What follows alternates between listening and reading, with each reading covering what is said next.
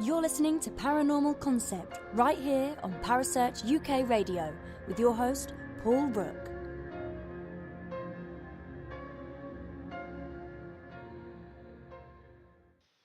And good evening, everyone, and welcome to another edition of the Paranormal Concept Show. I'm your host, Paul Rook, and tonight, what a show we have for you. I'm joined in the studio by the ever-lovely Kerry Greenaway. Hello, Kerry. Hello, how are you? Oh, not too bad. Have you had a good week? So far, so good. Bank holiday yesterday, always good. And so, yeah, it's Tuesday. Gosh, Yeah, feels like a Monday. It does, but then what does a Monday feel like? Wow, it feels like the start of a week. I've often wondered when people say things like that, it's like, oh, it felt like a Friday. Like, what's a Friday feel like? It makes no sense to me whatsoever. Yeah, so we're also joined in the chat room by Neil Cook. Hello, Neil. Hello, good evening, guys. It's great to be on the show with you people. And for the listeners who never heard, we've had a right good giggle prior to the show starting. We have. We like to do that. It's just, yeah, brings in the fun and, you know, the whole ethos of the show, I think. That's how it goes. We like to ease them in gently, I think is the expression. That's the phrase I was probably looking for, to be fair. And with respect to what a Friday feels like, prior to going on air, Paul, you've already explained what happens on a Friday in the studio. Yeah, that's better left unsaid, I think. What happens on a Friday stays on a Friday. Indeed. But if you want to be part of it, pop me a message and I'll invite you in. For those of you that haven't found the chat room yet, at the bottom of the screen there's a little speaker bubble. So if you click on that, it will bring you into the chat room, and you can have your say. Maybe throw in a few questions. I see we got some people in the chat room already. We got Jordan Brooks. He's in the chat room, and I will be interviewing Jordan. I believe next week. It's Jordan's on. It'll be quite a good show, that one. They're always good shows. Well, that's it. I just can't help it, but. I'm so modest as well over here on Parasearch, aren't we? Yeah, you heard it here first on the best show of Parasearch Radio. I think I might disagree with that. Anyway, let's go with our guest. Yes. Neil, what got you into the paranormal right from the start? We'll go at the beginning. I was a sensitive person before I got into the paranormal side of things, and it was only my passion for history that the two connected. From a young age, I was that typical movie child. I see dead people. I can't think of the name now. Sixth Sense. Sixth Sense. That's right. It shows your mind's not working tonight. So yes, I was that Sixth Sense child with things going bump in the night and asking my mum why did Grandad come and visit us, and she was more intrigued to ask the question, what did he say, rather than are you okay, son? So it kind of developed from there. And it wasn't until I became a man, which was the birth of my daughter, that I started to focus on both the paranormal and the spiritual side together, combining them both together. Okay, so did you start by just hearing spirit, or was it just a case of full-bodied apparition that you see? From the early remembrance of the gift, it was more of the intuition and the clairsensious, the things which I was sensing and the things which I was seeing was the early stages of it. I can remember once drawing a picture and handing the picture to my mum and saying, it was a picture of two cars, and I'd showed them crashed together as any 13-year-old boy would. And my mum said, "Oh, that's interesting." Back of the head, and said, own use start, and the following day there was an accident outside our home where we lived, and a little girl was knocked over, bless her. She was okay, the cars weren't, and I think the only two different things I got wrong with the picture was one car was a red one and one was a blue, if I remember, and I got the colours the wrong way around. And that was kind of the initial start of things as a youngster.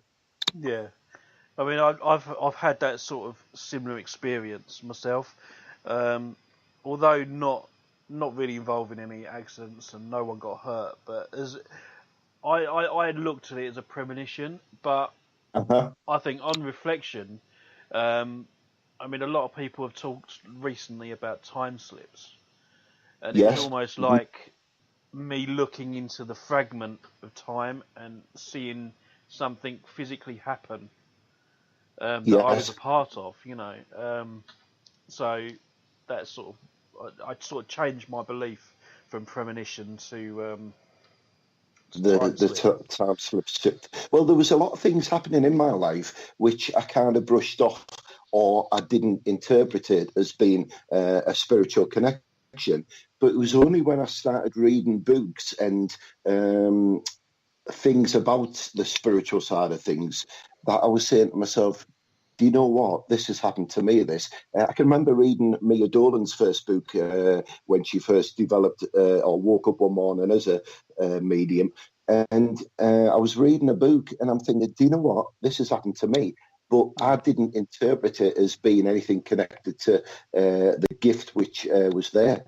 And it's through other people's experiences and them sharing their knowledge that I thought that was me. That I was that little ginger fat kid at school who was called Paranormal from the Disney movie. That was me.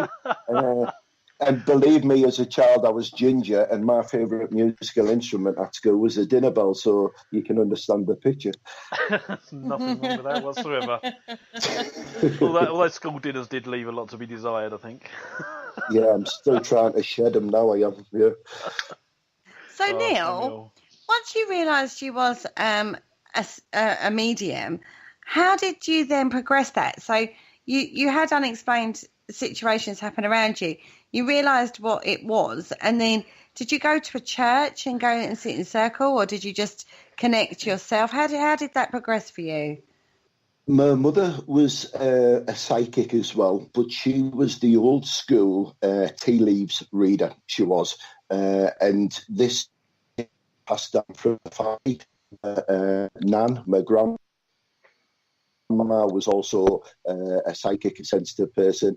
And although my grandma and my mum were kind of the basics, I think I got the biggest present out of it all, being the gift. And obviously, I was more developed, or developing, should I say, to the how much my mum had developed. And from an early age, I didn't do much with it. And this is not wanting to be taunted or bullied and things like that, mentioning things in the classroom or as a young teenager or in my social life. I kept a lot of things to myself. I did get married at a young age, and I was married for 16 years.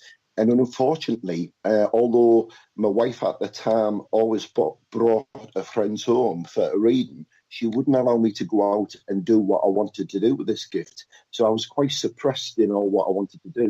And like I mentioned, my daughter earlier, Courtney, when she came along, I was 29 years of age. So it was only then that I kind of broke away. And we're always developing. There's never a level we reach and we say, right, there's nothing more I can learn, because I'm still learning now. But yeah. It was that point in my life at the age of 29, which was some years ago, that I kind of found my strength and bit the metal and then went out and made myself noticeable and got around a lot more people I wanted to do, did the podium work, a few little pubs and clubs in the area. And it was like word of mouth that I became someone who wasn't that suppressed guy in his own home doing something my mum used to do many years before. Did you find it quite difficult to transition from being quiet and suppressed to the stand-up medium? I think it held me back. I think I'd be a better medium now if it wasn't for the relationship I was in. But on that note, I would never turn back the clock because of the beautiful daughter I have now, who's 21 next week, bless her. So things happen in our lives for a reason. And I've always said, this is our classroom. We're only here to learn. And everything which gets put in front of us, the hurdles, the twisty, windy roads, they're there to test us. And it's a lesson. And once we finished our classroom work, we then transition into spirit and go on to do better things. These are my beliefs. So it's things happen for a reason. We can't change our destiny. We can only be influenced from spirit and follow what we think is our decision in life.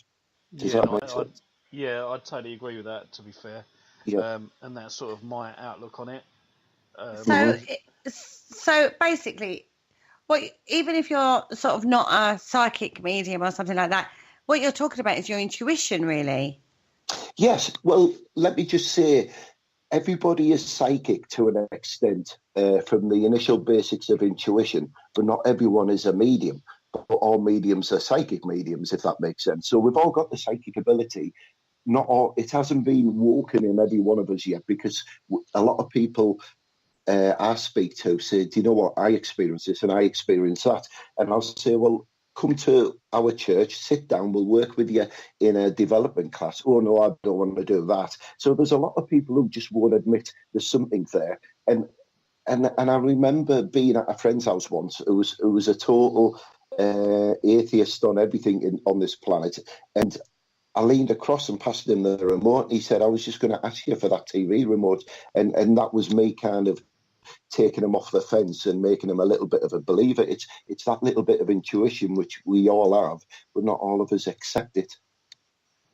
I agree. I do, actually. I mean, I'm probably the least sensitive person on the planet, but I could still walk into a room and instinctively know if someone's had an argument, for example, because you've got that atmosphere. Yep. And although it's not really connected to spirits or anything like that, it's still connected to the people that are in the room. So you're still picking up on some sort of energy. Yep, absolutely. So that's exactly how I think of that. You know, it is exactly that. It's. I mean, people say to me, I've just walked up to you in the street and you've told me something you couldn't possibly know. And I said, I'm reading from the energy on this earth plane is made out of energy, from the universe being the split atom and the energy creating what they say the universe was created, right down to the actual tools in front of us, including your bottle of Jack Daniels, Paul. It's all made out of Jack Daniels. No, it's all made out of energy. It's definitely all made out of Jack Daniels. I've just got this urge to, no, everything on this earth plane, in the life, from the pencil we're writing with to the vehicle we drive, energy created it, and we carry this field around with us, and we can tap into this energy field, which has everybody's story attached to them. It's around everyone. It is. Indeed, I totally agree, and I do think that everyone, to a point, is sensitive of the energy vibrations, as it were. Even down to the fact, have you ever met someone that you just don't like? It's just the instant dislike to someone, because it's almost like their energy vibe is different to yours, and you don't. I was going to say that's down to a resonance, isn't it? Whether or not they're resonating on the same level as you. It's still picking up energy. Oh no, totally agree. So yeah, it's still, no matter. I mean, people out there say, "Oh yeah, I've never been sensitive to anything in my life." Well, actually, you have. You've just not really. Well, you've sort of dismissed it. You know, everyone can claim they've walked into a room and instantly disliked the bloke in the corner just because he's there. You know. Oh yeah. A classic example of that, Kerry, Paul, is your boss coming to you in your workplace and saying, meet Dave, he's a new colleague, and you look at him and you think, oh, I don't like him. And 6 months down the road, your boss comes up and says, "Can you remember Dave? We've had to fire him from the company because he's gone and done this." And that exact thing you said, you just disliked her person. It's your intuition and that energy combining that there's something just not right about that individual, and that is exactly that. Indeed. So I mean, so whatever people claim, they still do pick up the energy vibes and energy differences. So I can understand that. We've got a couple of questions in the chat room. Kaz has asked a couple of questions, to be fair. Is there any time you have wished you didn't have your gift? No, I don't think I have, because there's times when you want a break from it and you can switch off, which is the same kind of thing as I say not wanting a gift. If I want to be left alone, if I want some of my me time, or if there's something happening in my life that evening I don't want to be disturbed with, then it's just like your mobile phone. You switch the notifications off. Well, we can do that. We can shut ourselves down and ask our guides to give us that space. But no, it's. Do you know what my mum said many years ago? Neil, don't. I mean, this is going to fill my friends list here. But my mum said, don't ever charge for your services, because the gift was given to you. How dare you charge someone for that gift? And that's something I've always done. I don't think there's a person on my channel who can turn around and say that they've had to pay me money for the information I've given. I mean, I can understand that. I mean, it is a gift at the end of the day, but I can also see the business side of it. I mean, if you're going to be taking that gift and using it to live on, you need to make some money out of it at least. You do, but but I do admire mediums in particular that do say it's a gift. I give it freely. I've often looked down these pages where a group will say, "Do you believe in mediums, true or false?" And everyone is saying they're just in it for the money, the distortion, the preying on the vulnerable, charging them for something anyone could tell them anyway. And I'm thinking, well, do you know what? That's not me, because one, I don't charge, and I only tell them what comes through anyway. It's not all mediums. I hate it when people smear the mediumship people when it's only a minority they're probably talking about. Well, that's it. I think there is both sides to that argument, and it's a lack of understanding. It is. At the end of the day, if you're using your gift as your means of living, then you should be able to make some money out of it. But oh yes, the day I stand on stage and fill a town hall or a big theatre, then my manager, who is my partner as well, will obviously be lining my pockets, because obviously, one, we've travelled to a location. We've had to hire the location, and then obviously there has to be something in return from it. But with regards to the one-to-ones and the podium work and the majority of the stuff I do, then with regards to the paranormal side of it, the only monies we make from the tickets pay for the venue. And a lot of the people who are watching now in the comment box will say that we've been out of pocket at the end of the venue, at the end of the end of the event. We have a lot of followers who follow us religiously on all the paranormal events we do, and we've sometimes had to have a whip round just to make sure we can pay for the venue. It's not about tell me about it. I've been there. So Neil, do you ever feel then, being as you do not charge, which you've just stated live on air, do you ever feel that you have been taken advantage of because of that? Yes, I do, Kerry, because I can get a friend's request on here, and provide that it's genuine. And for the listeners out there, I mean, please feel free to send me a friend's request. I will never send one out, because I don't preach in what I do. And anyone who sends a friend request to me will be coming to me for reasons and not to troll me. But anyone who sends a friend's request without a picture or profile, then I won't accept, because I believe the spammers or some kind of bot. But I will genuinely speak to each and every one of them. But what I do find with regards to your question, Kerry, is you sometimes get a friend's request, you accept it, and you give them that little Facebook wave, and the next question is, can you tell me this? Can you tell me that? This is what's happening in my life. There's no rapport created first, no friendship. It's just bang. Can you tell me anything? I'm at work, and they disappear. It's like, oh, we'll move on to another medium then. But yeah, it's my time is precious with my family as well as the work I do with spirit. And you do find you can be vulnerable at times where people just want a message and then be on the way again. Yeah. Okay, so we have several questions come up in the chat room. So do you have any advice for anyone who is just recognising their gifts? That's from Kaz. Yes, I do. I always say this on my live stream. I get asked this question an awful lot. Let's just say you've gone into the electrical store and bought yourself a state-of-the-art computer, laptop. It's worth £1,000. You get it home, you switch it on, and it's got no firewall protection. You're at risk of exposing this very expensive thing to the outside elements of the world, i.e. the internet. So on that concept, if you're going to work with spirit, I would strongly advise you work with your protectors, your spirit guide, your guides, your immediate circle of guides, and try and get that connection first.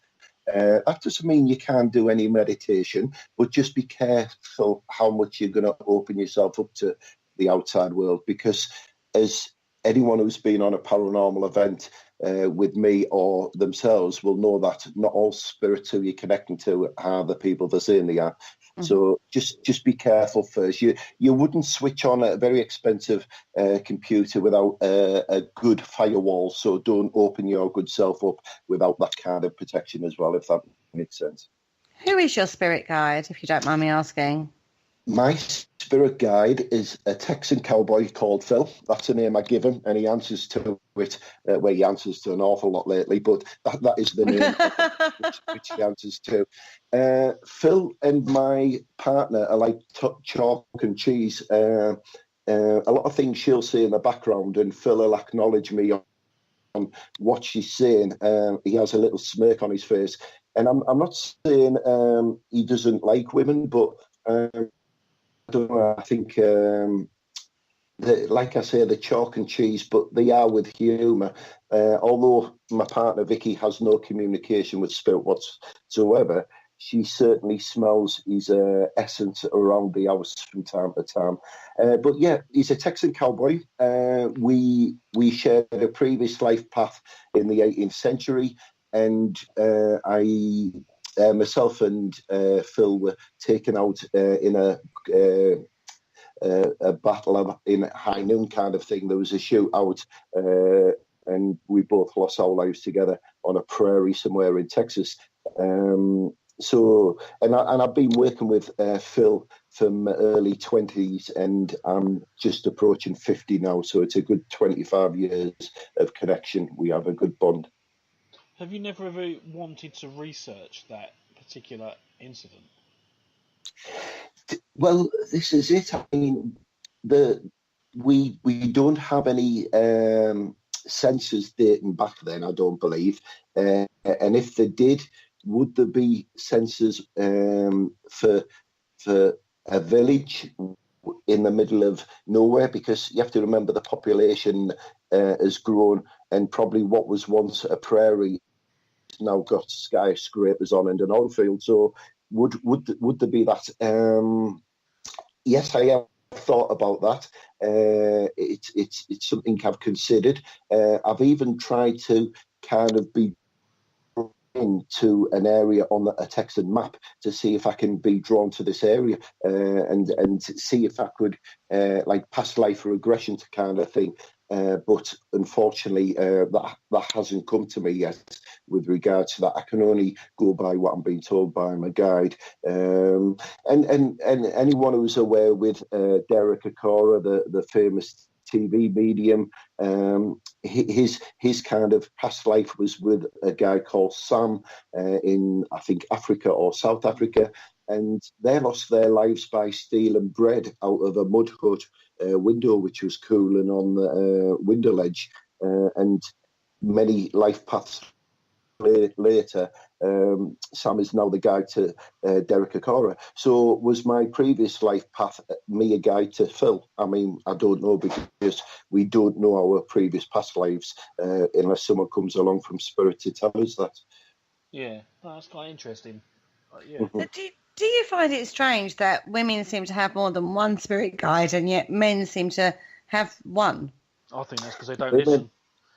Yep, women will have more than anything a man will anyway. Do you know, someone once said to me, what's the scariest place you've ever been, Neil? And I said, the bottom of a lady's handbag, because the stuff in that handbag, you wake up in a cold sweat dreaming about it going, and it's the scariest place on this earth plane. No, it's how much. I mean, I'm aware of my immediate family and spirit who were around me. My mum, my dad, my sister.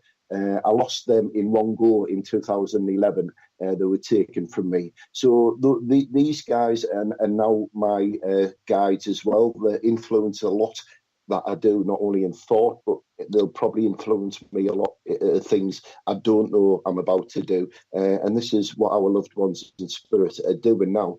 They're looking out for us. They're protecting us to a level that we need protecting, but we still have to have that fall and scrape our knee and get the journaling put on it. There's certain things in life which will always happen to us. There's no way of like diverting time. It will happen anyway. And it's like the famous comedian Roy Chubby Brown said, when it's your time to go, it's your time to go. But he turned around and said, if it's the pilot's time to go, why the hell should I go with him? It's like, it's one of them things, isn't it? Mm. Yeah, that's yeah. We got another question in the chat room from Gary Bradfield. He wants to know, going back to the whole vibration issue we're talking about, is there any times that you've been into a location and said to yourself, I really don't like it in here? The first time I went to a location which is known as the Drakelow Tunnels, which are in Kidderminster. I went into there and there was something in there which I don't believe in anything demonic. I only believe on negative spirit, and I believe in what we'll only ever deal with what once walked on this earth plane. Does that make sense? Yeah. So the most negative person you'll ever deal with would be Hitler, and the most likely character me and you, Paul and Kerry, would deal with is probably your negative neighbour who once stuck a pen in your ball because you kept kicking it over his fence. So the worst scenario we're going to deal with is someone who once walked on this earth plane. But as I went into the Drakelow Tunnels with my partner, and I was hosting an event for a corporate company, something came up the tunnel towards me, and even my spirit guide kind of stepped behind me, and we just weren't sure what it was.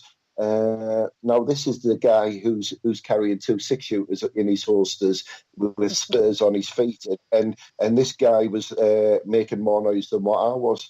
And I believed it was some kind of animal. This animal would have been a spirit animal. But the images I was given through my third eye, because bearing in mind we're in a tunnel which is 3 miles underground and no light, I couldn't work out whether it was a dog, whether it was a goat, whether it was a dog and goat combined, or something else. And the fear comes from the unknown. And when we were children and we used to switch the bedroom light off, Kerry used to look under the bed first and think, I'm not going to be grabbed by a green monster. So she'd flick the light off and jump onto the bed without touching the floor. Is that right, Kerry? We all did it, didn't we? And that is the fear from the unknown. So when we are you trying to read me on air, Neil? I don't have to read you on air. She does it now, really. Yeah. I was going to say, I still do that. What are you talking about? That's just going into the office. Yeah. So talking about this creature, Draco, do you think it could be more of a manifestation of someone that's there that don't want you to be there? Yes, it could, but there's also a story, Paul, of that when the tunnels were created in the side of the rock face, they disturbed ancient burial ground going back many, many years to probably the beginning of the calendar. And they also said that there was some kind of guardian protecting this ancient burial ground. And Ian Lawman went into the same location with my good friend John Blackburn, and the two of them were working together in a certain section of this location in the tunnels, and they both described the same creature together. Now, this was before my relationship started with John Blackburn from apologies if you're listening, John, I can't think of your group at this moment in time, but 3 people did describe the same thing, 2 simultaneously and 1 prior to that. That has to have some kind of connection, or for people to say there's this kind of mysterious shapeshifter as of such. Is this the case? Is this what these sensitive people are picking up on? And I know Richard Felix turned round and said once in his live feeds, the place isn't haunted, it's just a tunnel. Why would spirits stay around in a location like that? Well, this is why we have paranormal groups to find that out, because at the end of the day, history is just a paranormal lesson, or paranormal Indeed. Is just a history lesson. It's how would we find out about many things if we didn't have the paranormal? Because back in the day, we didn't have sensors, and mediums are rewriting history now because they're connecting to these people who didn't have a name back in their day. People from the Victorian age in London, which didn't even have a fixed abode, who lived on the street. If a medium was to connect to that soul, that energy, and get a name and a date and time of his time on this earth plane, then he's just made his own senses, hasn't he? He's just put a person on the map who didn't exist. But yeah, history, mediumship and paranormal all slot together like a jigsaw of history and time. Indeed, I do like history, and I mean, going back to the Draco Tunnel thing, I personally feel that what you've mentioned is more to do with being an elemental than any spirit, because I've also experienced the same sort of energy at Kelvin and Hatch nuclear bunker. Right, I'm not familiar with that. Okay, that seems to be an elemental, but again, it shapeshifts. People reported seeing cats and hearing dogs and various other animals, and again, it sort of resembles what you've described at Draco Tunnels. So I'm wondering whether or not it could be an elemental that was disturbed while, as you said, digging the tunnels out. They disturbed the earth elemental connected to the cemetery, as you said earlier. Yes. So it's plausible. It does make sense. Yes, To me, an elemental isn't a negative energy, but it's not positive either. Yes. And it can make that switch. And if a neutral spirit. Yeah, and if it doesn't want you there, then it's going to try and make itself appear as maybe a big dog or something to intimidate you, to make you go, rather than actually physically hurting you and things like that. So I can understand, and it does actually make sense to me that. Yeah, it does. Yes, it does. It's like the majority of spirit I connect to the once earth beings here on this earth plane. I mean, I'll describe someone to someone, and they'll say, no, that's not my granddad, because when he passed away, his body frame was this, or he didn't have so many fingers, or he had a disease which wouldn't have made him look like that. Well, spirit will come back and show themselves how they want to. And if spirit's going to connect through me to a person, they're not going to come through in the last hours that they were here on this earth plane. They're going to show them as a point that that person would recognise them as being a fit and healthy person. So it's possible. It can be done from spirit, and what you've said makes 100% sense. It does. Yeah, I've got another question from Jordan Brooks. He said, going by the stone tape theory, do you ever physically feel energy resonating off stonework when investigating in historical locations? Yes, I do, because the residual energy is what we all sensitive people will feel first. And if intelligent energy comes through as well, then that's a bonus, because as a paranormal investigator, I can then I can walk into a location and strip back time to a certain period and then start working in that time frame. Now, people are stood around me, and that on face value, they have to believe what I'm telling them. And this is one of the reasons why I always suggest a medium goes on a paranormal event as well, because once the medium has told them the hotspots and what's there, it saves someone with a ITC equipment, a millimeter, a spirit box, standing in the wrong place of a castle, shouting out for King Arthur V or whatever.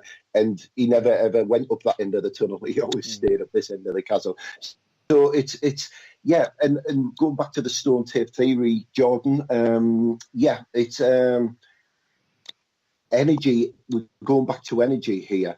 The stone tape theory, I don't have to teach us to suck eggs. Anything which happened here on this earth plane is absorbed into the limestone, the brickwork, the fabric of the building, and I believe on a loop it emits itself, just like you would when you play a VCR cassette, which some listeners might not even know what a VCR is anymore. But yeah, it's you playing back that tape on auto reverse, and when it gets back round to the other side, that image, that audio, that recording will play again. But I also have a good thing to put out there for you guys. As a castle erodes in time, does the image of spirit also erode too? Now, going back to some stories of hundreds of years ago, when someone may have seen a lady in a red dress and she looked like a full-bodied apparition, when we go there and see it in our decade, in our century, is this a very translucent image now? Because does that erode just like your video cassette would, your audio tape does? Over time of playing and playing and playing, does that image fade as well, just like the Castlewood Road? Does that make sense, guys? Yeah, I do actually. That does make sense to me. And another question I tend to get quite a bit is, why are there no dinosaur ghosts? Well, I think I can answer that. That's pretty much. I've come up with two theories of my very own on this. Yes. One is the whole energy dissipating over the 65 million years. So that sort of ties in with what you've just said. And also, when archaeologists dig up dinosaur bones, they've got to dig like 20, 30, 40, 50 feet underground, maybe even further. So that maybe that's where their spirits lie, underground. So we're not going to be able to see them. And again, that also accounts for these apparitions where you see Roman soldiers with like their legs missing and things like that, or spirits walking through doors and doors that don't exist there anymore and things like that. So it sort of explains both sides of the argument. It does. The dinosaur theory is I'm going to use that myself. It's exactly right. It's energy. It's attachment to where it once walked on this earth plane is now, like you say, 50 feet under earth dust, under space dust. It's buried in time. Just like when you see the cliffs, people ask me about time and layers of time, and I always say to them, if you stand on the beach and look at the cliff face, at the top you see the grass, which is 2018. Underneath you'll see the shale, which is 100 years. And the more you work your way down that cliff face, you then pass the Bronze Age, the Ice Age, the Jurassic Age, and it's all there in layers, all them lines going up the cliff face. And somewhere right away down near the bottom where the Jurassic Age is buried and the fossils are, I mean, you're not going to see that. And I do believe we'll only more or less connect with with sentient creatures, creatures which have the ability to communicate anyway. Because obviously if the only communication was through body language, because I've watched a lot of Scooby-Doo films and not many dinosaurs talked in that, they just chase people. So if they're not sentient creatures and they're not communicating, then how on this earth do they communicate with us now? Or like you say, is it just the apparition we're gonna see of them, which would be very hard anyway? Yeah, so I mean, it'd be based on, I would have thought maybe the stone tape theory. Mm-hmm. So basically, guys, what you're saying is, in order to have a recording in the environment, you have to have some form of emotional or consciousness to imprint. If you can hear me, guys, yep, I've got you. Yeah. So, did you hear that? Right. My feed is dropping out. I keep losing audio here. If you can still hear me, guys. Okay, do you want to repeat that then, Kerry? Okay, so basically what you're saying is for a recording to take place in an environment, you are saying that you have to have Hello, some can form you of... still hear me, guys? Yeah, we can hear you. Yeah, we can hear you. Everyone else in the chat room can hear you. He can't hear us. I think he's having some tech issues. Oh, no. Right on an integral part of the conversation. I know. Isn't it just? So, Paul, what do you think about that question? Do you know what? I've got you back, guys. I can hear you now. Ah, okay. So my question was, in order for something to be recorded in the environment, you're saying then that it has to have some form of consciousness or emotional response. Yes, I would say that a sentient creature which has the ability to communicate and show its emotions and have some form of exactly that. And because there's a lot of creatures out there, from insects to animal. Well, no, the animals are sentient creatures, but it's going to have to try and for the stone tape theory side, then there's going to have to be some kind of emotions for it to embed itself into the fabric of this earth. Okay. I think maybe we don't know too much about the insect or the animal kingdom to be able to say whether or not they have that. Yeah. It's. I mean, one of the questions. Most insects and stuff, they do tend to have a way of communicating, but do they have the emotion behind it? I don't know. Yeah, it's more of a body language, like the wasp, isn't it? It flies into the hive and it does a little James Brown, and all the other wasps know where to go and get the honey. It has a hive mentality rather than an emotional mentality.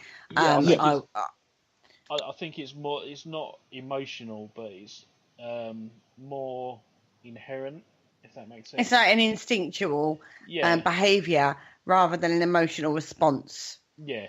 That's it. And on that basis, I don't think that if my partner was to die, I'd ever see her in spirit because there's no emotion. Oh, you are so going to get slapped later. I know, but I know she's not listening to this live feed, so I'm okay. And I'm just checking her Facebook out. I'll send her the link. No, I'm joking. I'm so joking. Tomorrow. Yes. You need to listen to this girl. What you said to you, get you live on here. Right, so, Neil, talking on that concept, Kerry, not lingering too much on the subject, it's people always say, why do we never see a spirit of a caveman? Now, my theory behind that is the biblical terms of things and the church. And when the church came here and started doing what it was doing under all the religions it was doing. I believe that the church created the fear of passing over by divine retribution, hellfire, and damnation. And because people were told that there was something demonic out there, or you would sin, or you would go to a certain place if you didn't worship your God, then people kind of stayed around and didn't leave this earth plane when they passed away, and kind of stayed here in limbo. Does that make sense? Yeah, except that there have actually been cases where people have seen people from those times. They're not well recorded, but people have actually had those experiences. Mm-hmm. But then is that just someone coming back because there was a very strong connection with a certain thing here? It's like someone passing me a medal and saying, what can you read from this through psychometry? And I connect to a granddad who served in a world war, and he was very proud of this medal because he wore it on his epaulette with pride, and all that love and attachment and trauma which came and was created to earn that medal, then there's still that attachment there. It's like the haunted museum kind of thing on TV land. So the attachment would be with that. So if that caveman made this perfect club, which he was very proud of, and he'd battered all his wives with it and dinosaurs, then did he come back just to worship his prized possession, which was still hung up with the cave drawings. No, I have to say, I think, from my opinion, my personal opinion on this, I think you're mixing two different concepts up. I think the stone tape theory is a completely different concept to the concept of an attachment to an area or an object. I think there's two completely different concepts going on there. Bearing in mind, these are all theories. You know, yes. I can't. We're arguing theories now because there is no scientific proof on either of these. But a stone tape theory, there are four fundamental. Anyway, that's a whole different topic. It's a whole different show. Stone tape theory. I'm more interested in you working in the paranormal field and how you work with spirit. To be fair, so let's get back to you. Yes, sure. Well, there is another question in the chat room by Kaz. She says, "Have the police ever asked you to help out on a case?" I wanted to get involved in that side of it, but unfortunately there isn't just a system in the UK which would allow someone who claims to talk to dead people to try and resolve a case. I know in the States they will listen to people like my good self and work with that hunch and look at leads which kind of fit in with what a psychic has said. But I don't think anyone has ever been apprehended solely on someone saying it was him because the spirits told me so. And it's very hard in this country to actually prove that someone has done something wrong without fact. And the UK only worked on fact, and I know that for a fact as well. Forgive the pun, but so it would never happen in the UK, although it's another show, it's a different story. I have looked at that avenue and I didn't get anywhere with it. I can just say that. I can imagine it'd be quite worrying for the first medium that had done that, because they'd be like pointed out as a suspect. It's like, you know what the murder weapon was. You did it. That's it. Well, one comedian once said that all murderers are dog walkers because it's only them who found the bodies, isn't it? It's exactly. It's one of them things, yeah.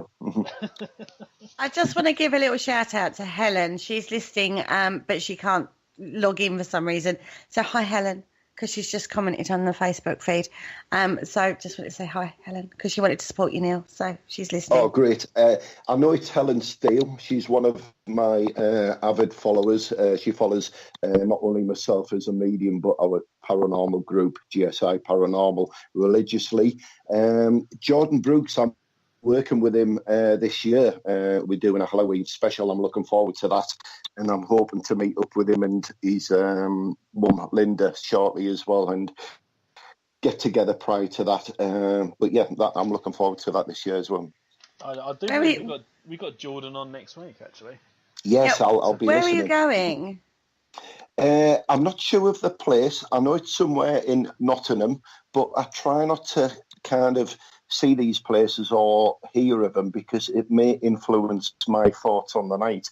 And I know GSI Paranormal, Vicky, Jan and Jamie tend to take me blind to locations, and I don't mean in the boot of the car tied up until we get there, but, which I know my partner would love to do, with the majority of the time just going to the grocery store. But it's like you have to get to a location and know nothing about it as a medium, because anything you pick up and connect to, if you've already read a Wikipedia on the location, you're going to ask yourself and doubt yourself, is this something influencing my thought because I've read about it, or am I picking up on a genuine connection here? So I just know it's an old pub, many years old, going back further than the Anglo-Saxon time, and it's got underground caves in it. But I know it's not the Galleries of Justice, it's something more ancient than that.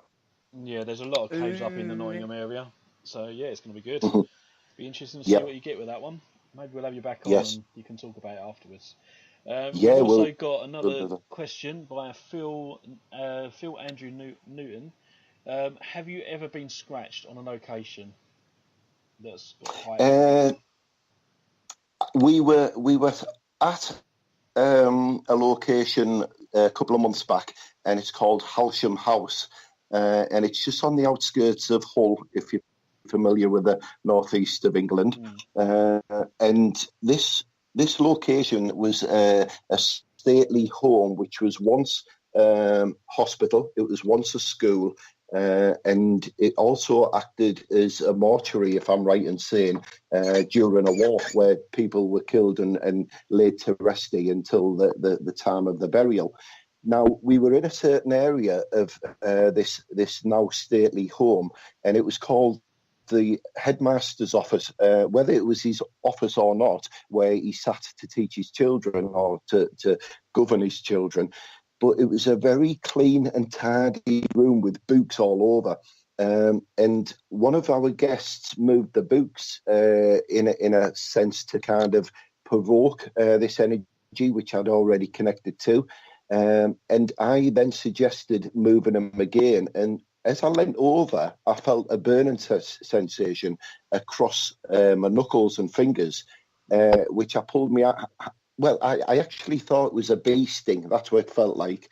And as I carried on to talk, as I ran my thumb over my forefinger, there was a welt on my finger. And when we put the light on and it shone the light across my knuckles, there was a long red line across my knuckles, if though someone had hit me with a bamboo cane.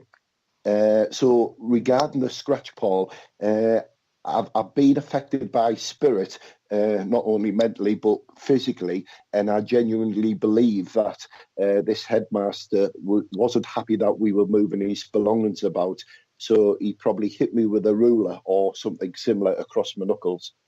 There's no explanation, and we have it on our YouTube channel, the actual footage. It's full continuity of me talking. And then we go to me complaining about my fingers, and as we zoom in with the night vision cameras and then go to normal light, you see this long line across my fingers, which starts to go red and redder. It does. Interesting. Maybe it's that ghost of the bee that you mentioned earlier. yeah, that nonsensious creature. That's the one. Yeah. Well, sadly, we've come up to we're nearly up to the hour. End of the show. It's been fun. Before we do go, Kerry, what's coming up with the next shows over the week? Okay, so tomorrow night, Wednesday night, we've got 2 shows going out, starting off at 8 p.m. Supernatural Chat Show with Sean Cadman. He's got Malcolm Robinson on, and then, that's ufology, talking all things ufology. And then followed up by 9 p.m. by Haunted Histories, Borley Rectory, with Mr. Paul Stevenson in the studio. Then on Thursday evening, we've got the Spectral Zone with Kaz Rooney, with Ghost Dimensions on, who are Sean Reynolds and Rebecca Palmer. And then on Friday, we are talking all things big cats and black shucks with our usual, should I say, Friday humour. And then on Sunday, we have got the spirit dimension with myself, and I have a doctor in the house talking. Oh, now this is going to be an interesting one. Remote viewing in regards to physical well-being. And not just that, but Mr. Palmer has also looked at experiences that people have had when transitioning from life into death from a hospital point of view. So a fascinating discussion. Serious research guy, that one. Yeah. I'll be in the chat room, so you can have a doctor on there and an ambulance technician in the chat room. I think he's a little higher than that. I was saying, he's a doctor. You know. He is definitely a doctor. He's very, very involved with the SPR. Is doing many talks at the moment with the SPR. Fascinating person. Yeah, really, really interesting guy. So amazing shows coming up on Parasearch Radio for you guys. We do, yeah. We got some fantastic ones, and again, as I said to you earlier, we've got Jordan Brooks from Brooks Paranormal joining us for next week's show. That's going to be another interesting subject. We're going to learn all about Jordan and his paranormal journey. So, yeah, have you got anything coming up, Neil, that you want to promote? I'm working with a team at the weekend, Project Paranormal, David Barrett and Paul's going to be there, Paul Newton and a few of the top guys in the paranormal field. We're going to a town which is fairly local to me. I think David's travelling down from Scotland and a few others nearby, and it's going to be an evening of paranormal and mediumship. It's a place I know of, but I don't know that too much about it. And we're all going to get together and put all our methods together. So it should be an awesome night, and we'll be doing live streaming throughout the night with regards to this. Would that be on your Facebook profile, or would it be on it will be group one? It'll be probably across quite a few, Paul. It'll be on Project Paranormal page. Paul may also live stream it, and I know GSI will, where we're not interfering, and we'll do a live stream as well. So yes, it could well be. Yeah. Fantastic. So if anyone wants to get involved and watch that live feed, join one of those groups. That'd be good. Yep. I'll be there. I'll be watching at some point, I should imagine. Yeah. So that's it really for tonight's show. So I want to just thank you, Neil, for joining me. It's been an absolute pleasure having you on. And I want to thank everyone that's been in the chat room as well. Fantastic questions. Brilliant. Just remember, next week, all the questions are for Jordan. So start writing them. Get a long list of questions for him. I'm sure he'll be pleased with that. And I think that's it. So it's good night from me. Kerry. And it's good night from me. Yes, and thank you for having me, and good night for me too. It's been an awesome chat. Sorry if I've strayed off the subject a little, but I talk for England. But it's been great to talk to you guys. No, it's fascinating. It is, and that's the way we like it. You know, quite a nice, informal chat, and see where it goes. It's wonderful. And I think other people enjoy that well, you know, so light-hearted. And I'll be back on Friday for the party with my 2.5 bottles of Jack Daniels. That's fine. I've got no problem with that whatsoever, mate. No worries at all. Just pop me a message and you'll be in that after show. Eye opener is all I can say on that one. Very, very much so. I think Kerry's already on street maps and she's outside my house now. I can feel her presence. Oh dear, you know us so well already. But anyway, yes. Thank you for joining us, everyone, and we shall see you all again next week. Goodbye. Awesome. Good night, guys.